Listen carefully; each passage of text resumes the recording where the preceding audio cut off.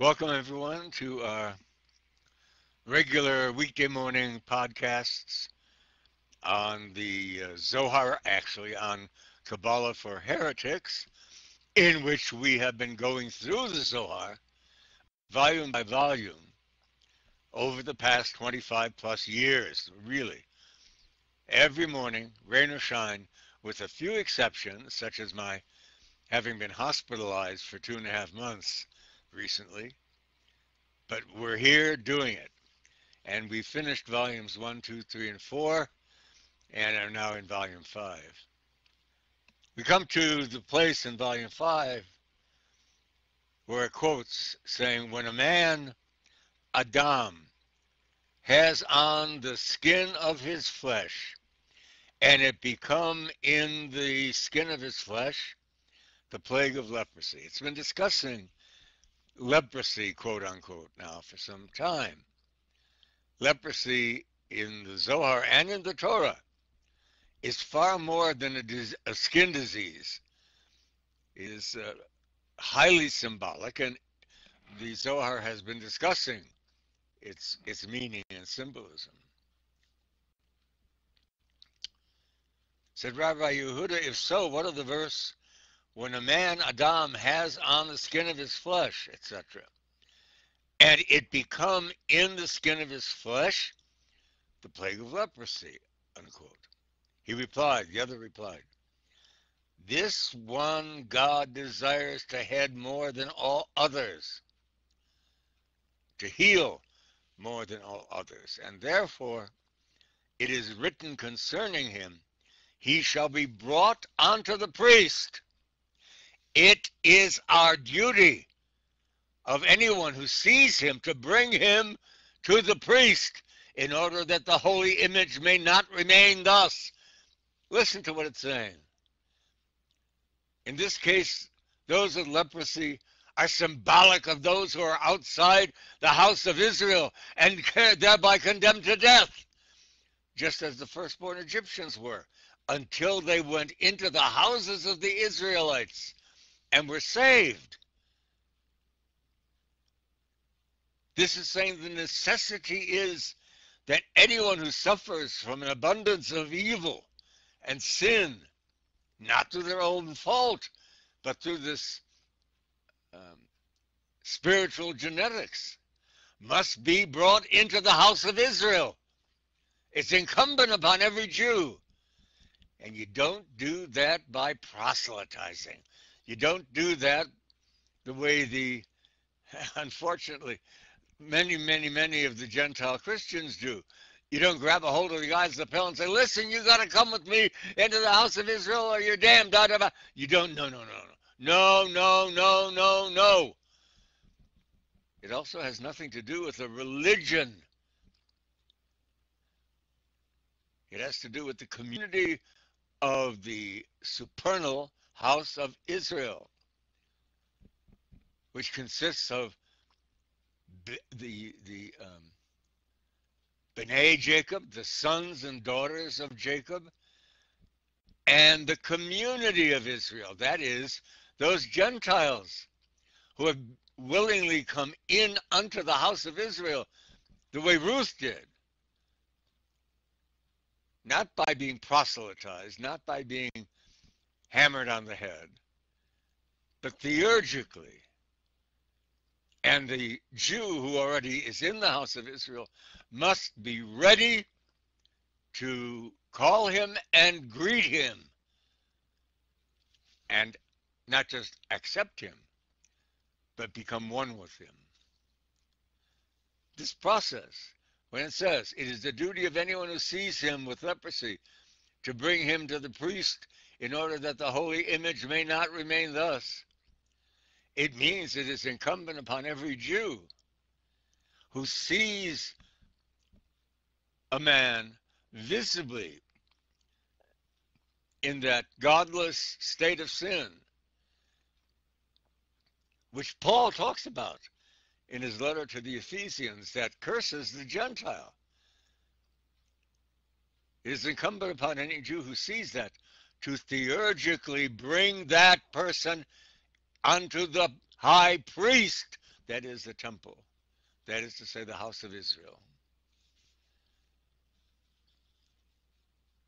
But it is written, quote, now Moses the man, Ish, remember it says there are 5 names of man.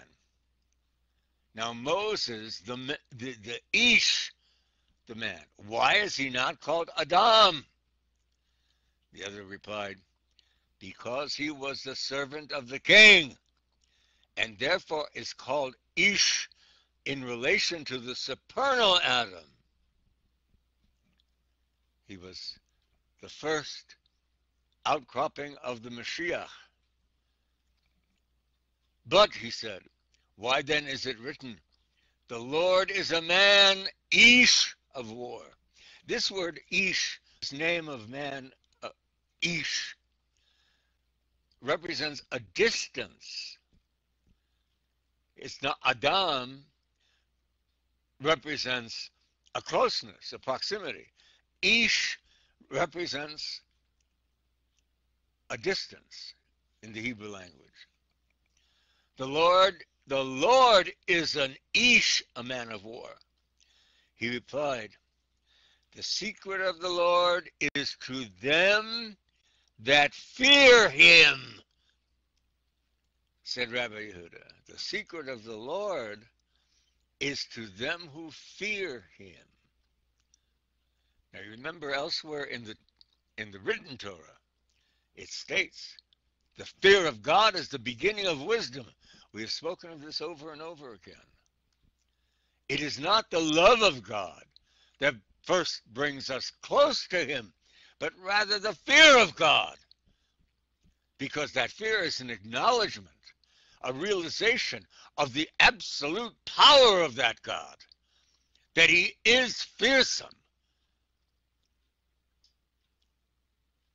Once one realizes that and accepts that, notice it's very hard for people to accept that. Oh, God is all loving, all merciful. No, not. His son, the intercessor, is, but he is not. The secret of the Lord is to them that fear him, said Rabbi Yehuda. In order to ultimately enter into the secrets of God, the mind of God, one must first fear him. Listen to that. This is absolutely contrary to what most people believe, despite the fact that it's written about constantly in the Old Testament, written Old Testament, and in the oral Torah. Said Rabbi Yehuda, I too am one of them, yet I have not been privileged to hear this. Said the other rabbi, go to Reb Abba, for I learned it from him, only on condition that I should not tell. Now listen.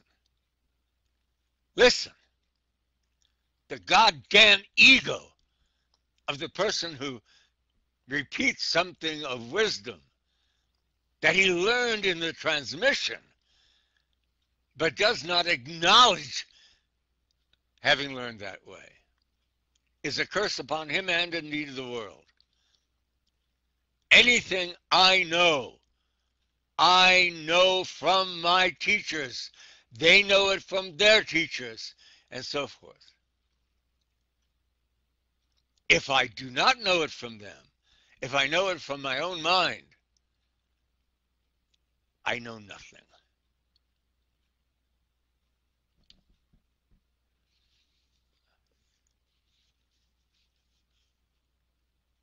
The Lord is an Ish, a man of war. He replied, the secret of the Lord is to them that fear him, said Rabbi Yehuda. I too am one of them. I too am one of them, yet I have not been privileged to hear this. He says, well, I hear what you're saying. I hear what you're saying, that the secrets of the Lord are to them that fear him. I fear him, but I have not yet received any secrets. That's what he's saying. And the other says, go to Rabbi, for I learned it from him, only on condition that I should not tell. I should not claim credit for this teaching. I must acknowledge that I received it from my teacher. So the other did go to Reb Abba and found him discoursing and saying, when is there said to be completeness above? Wholeness. Remember, that's the goal. Reunifying God. When, he says, when is there said to be completeness above? And he answers the rhetorical question by saying, when the Holy One, blessed be he, sits on his throne, has become united within himself, not by his own efforts, but by the efforts of man, charged with the responsibility of theurgically reunifying God, which is to say, placing him on his throne.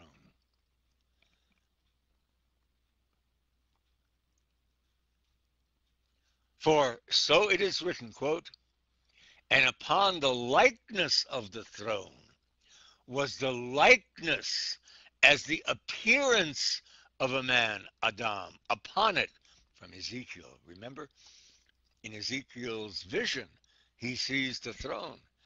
And on that throne, and upon the likeness of the throne, was the likeness of the appearance of Adam, not Ish, but Adam. Upon it above. He says the term Adam indicates wholeness and completion. God only sits upon his throne when he is reunified within himself by us. By us, theurgically, in the way prescribed for us to do it in the Zohar and our teachings.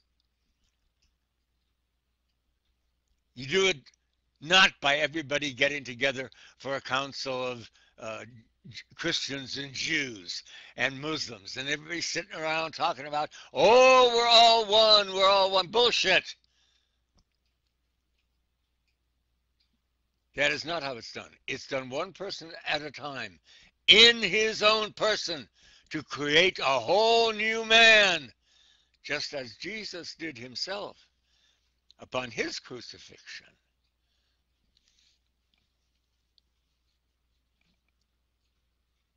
For so it is written, quote, and upon the likeness of the throne was the likeness of the appearance of Adam, the man.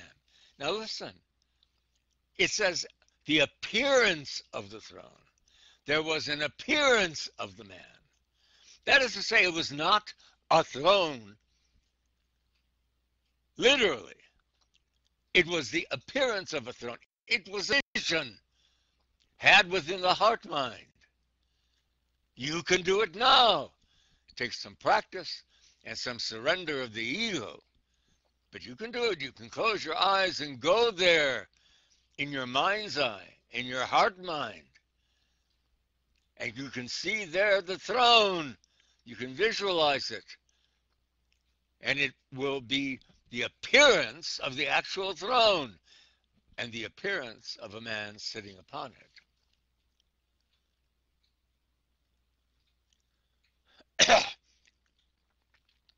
So it says, and upon the likeness of the throne was the likeness of the appearance of a man, Adam, upon it. The term Adam, rather than Ish, indicates wholeness and completeness. Said Rabbi Yehuda, God be blessed that I have found you discoursing thus. Tell me, is it not written, quote, the Lord is an Ish, a man of war? Said Rabbi Abba, your question is a good one, and the answer is this. At the Red Sea, there was not yet full consummation, and therefore God was called Ish,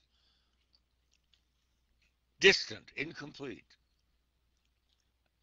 But in the vision of Ezekiel, there was full consummation, and therefore God was called Adam. By the vision that we bring on upon ourselves with kavana, the theurgic vision, we can and do complete God.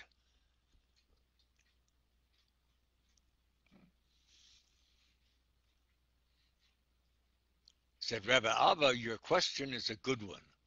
And the answer is this. At the Red Sea there was not yet full consummation, and therefore God was called Ish. Now we'll get back to this in our next podcast. Right now, I'm marking my place. Yishai, do you have any comment or question that you'd like to raise? Raise your hand if you do. Go right ahead. David, I don't think you're there, but if you are, raise your hand if you have a comment or question. David is sick this morning and has gone back to bed, hopefully. Yeah, okay, good.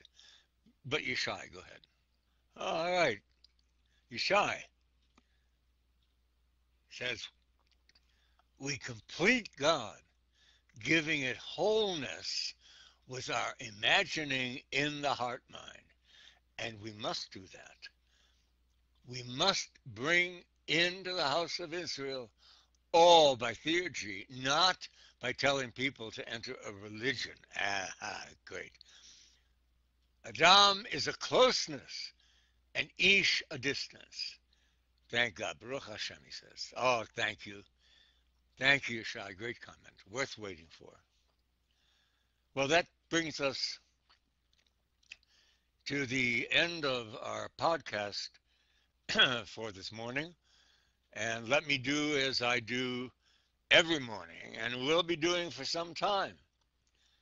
Let me recite the Holy Kaddish, the prayer for the dead, in memory of our beloved departed friend, Leonard Cohen.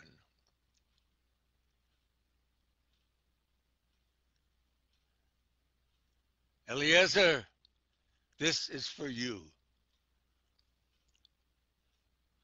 Yiskadal v'yiskadal shmei rabo, bo modivro chirusei v'yamlech malchusei. B'chayachon of yomechon of chayei l'chol beis Yisrael, b'galo v'zman kover v'momen. Yehei shmei rabo, mivarach le'olam u'me'omaya. Yisbarach v'yistabach v'yisba'ah v'yisamam. V'yisnasei v'yisadav v'yisalei v'yisalal. Shmei d'kudsho b'richu. Le'olam encha b'irchasa tushvechasa. V'nechemasa damiran b'omo v'imnu amen. Yehei shlomo rabba min shamaya. V'chayinu aleinu v'yalkol Yisrael v'imnu amen. Osei shalom b'mramov. Huya say shalom aleinu v'yalkol Yisrael v'imnu amen. And let everyone please say amen.